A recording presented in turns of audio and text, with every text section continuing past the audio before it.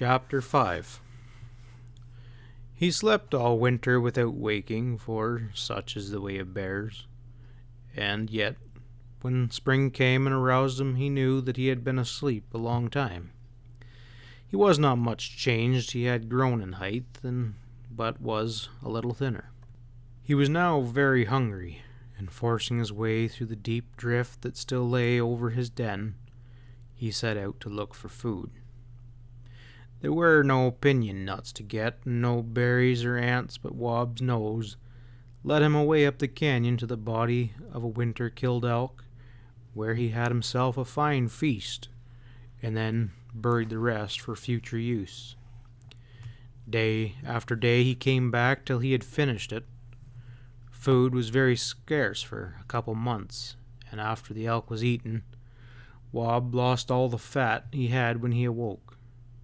One day he climbed over the Great Divide into the War House Valley.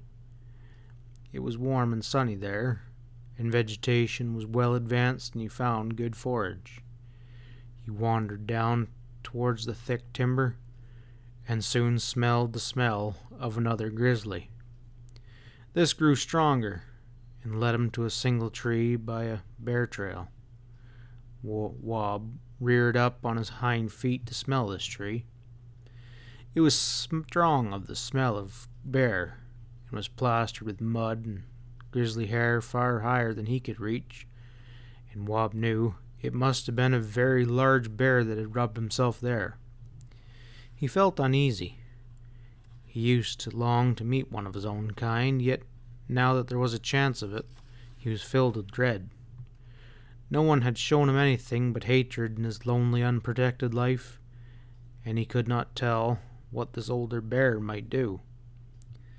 As he stood in doubt, he caught sight of the old grizzly himself, slouching along a hillside, stopping from time to time to dig up roots and wild turnip.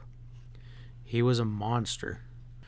Wob instinctively distrusted him, and sneaked away through the woods and up a rocky bluff where he could watch. And then the big one came upon Wob's track and rumbled a deep growl of anger. He followed the trail to the tree and reared up. He tore the bark with his claws, far above where Wob had reached. Then he walked rapidly along Wob's trail. But the cub had seen enough. He fled back over the divide into the Mietzi Canyon, and realized in his dim, bearish way that he was at peace there because the bear forage was poor. As the summer came on, his coat shed out.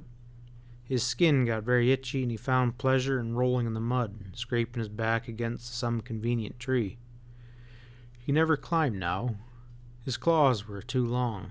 His arms, though growing big and strong, were losing that suppleness of wrist that makes cub grizzlies and all black bears great climbers.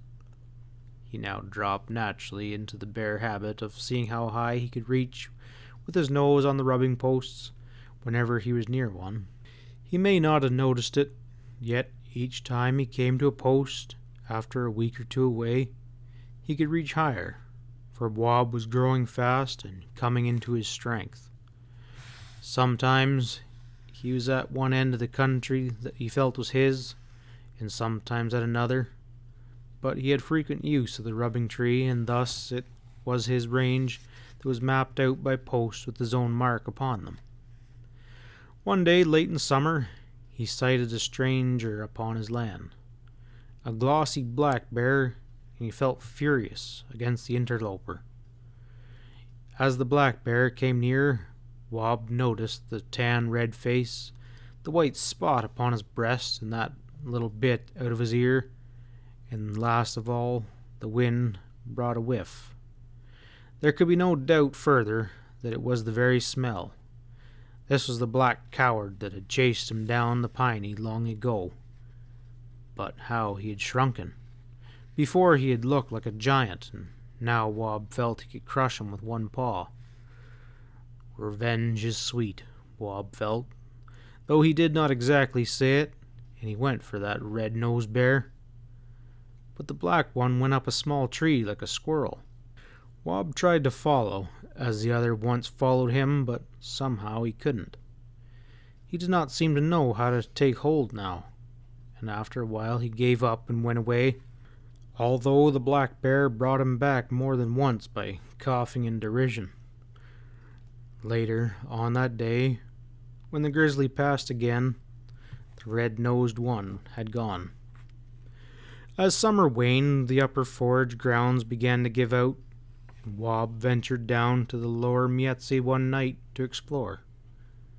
There was a pleasant odor on the breeze, and following up, Wob came upon the carcass of a steer. A good distance away from it were some tiny coyotes, mere dwarfs compared with those he had remembered. Right by the carcass was another that jumped around in the moonlight in some foolish way.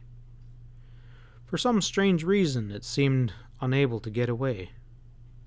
Wob's old hatred broke out. He rushed up, and in a flash the coyote bit him several times before. With one blow of that great paw, Wob smashed him into a limp, furry rag, and then broke in all of his ribs with a crunch or two with his jaws. Oh, but it was good to feel the hot, bloody juices oozing through his teeth. The coyote was caught in a trap. Wob hated the smell of iron, so he went to the other side of the carcass, where it was not so strong, and had eaten but a little before a clang, and his foot was caught in a wolf trap that he had not seen. But he remembered that he had once been caught before, and escaped by squeezing the trap. He set a hind foot on each spring and pressed till the trap opened and released his paw. About the carcass was the smell that he knew that stood for man, so he left it and wandered downstream, but more and more often he got whiffs of that horrible odor, so he turned and went back to his quiet pinyon benches. End of chapter 5. End of part 1.